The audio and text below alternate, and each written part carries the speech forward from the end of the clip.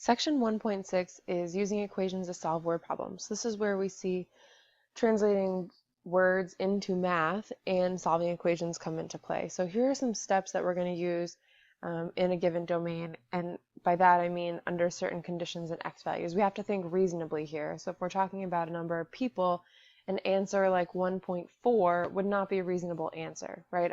We'd only be looking at whole numbers as our domain there. Another example, if we're talking about money, you don't want numbers that are going out 5 decimal places. We're going to talk 2 decimal places when we're talking about money. So that's what I mean under a given domain. So step 1 is to read and then reread your question if necessary. Decide what's being asked and consider that it might be helpful to draw a picture.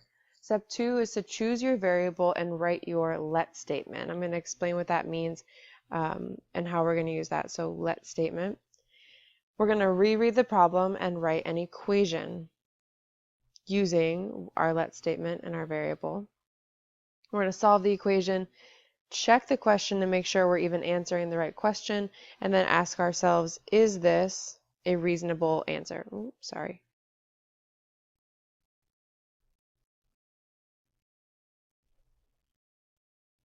So is this answer reasonable? And that's what I was just saying when I was talking about people, or when I was talking about money. If you get an answer that seems incredibly outrageous, think about it in the context of the question, does this make sense? So if we were talking about how long it's going to take you to complete a project or something like that, you wouldn't have a negative number as your answer, okay? You'd have some real number, some actual value. I will recommend this before I start. The questions here are pretty cramped, so you might want to add another page to your document, which you can do by pressing the plus pages at the top, the stack of pages.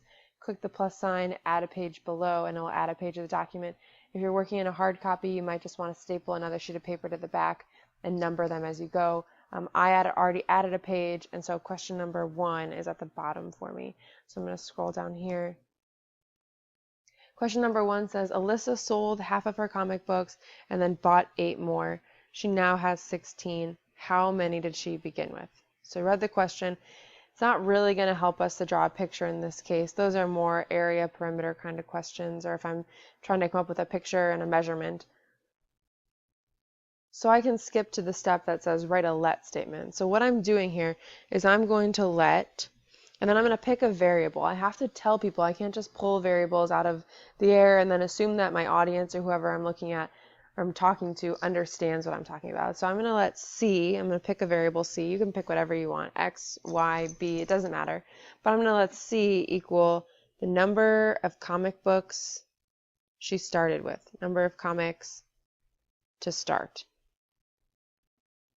That way, when I refer to C in the rest of the problem, everyone knows I'm talking about the number of comic books without continually writing that. So here's what I need to look at now. I need to translate the words into math. So she sold half of her comic books and then bought 8 more. This right here should tell me plus 8. If she sold half of them, I'm going to have to multiply whatever she had by a half to find out what she has now. If she had 16 and sold half, now she has 8. So what did I do? I multiplied by a half, or I divided by 2. It's the same thing. So my equation is starting to look like 1/2 of C plus 8. She bought 8 more after. And now she has 16 comic books is equal to 16. I'm now going to solve by subtracting 8 on both sides. I have 1/2 C is equal to 8.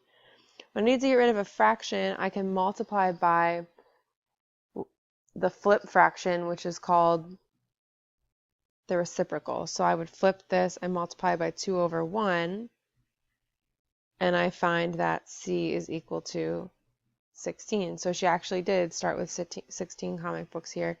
That would be my final answer. I go back up to the top. I say that I let C equal the number of comic books to start, and in the end, that ended up being, I ended up having 16, or she ended up having 16 comic books to start. So that's my final answer. I repeat this process over and over and over again. The best way to do it is honestly practice. And if you're not comfortable with that vocab in terms of what the words to translate words into math, or the key words to look for, you really should focus on that. I can look at the next one here, and if you want to just start by writing the equations for yourself to get used to it. But these are your steps you really want to do, and you really need to have that let statement. You're going to hear me use that phrase a lot. Write, what is your let statement, or start by writing your let statement. That gives you an idea of what am I even looking for. And then in terms of asking ourselves, was that a reasonable answer? Sure. If I got 5.3 comic books, I'd be a little concerned that I had a third of a comic book or 3/10 of a comic book. If I ended up with -17, I'd be worried, how did she have a negative number of comic books? So the fact that this is a whole number and positive, this is in fact a reasonable answer.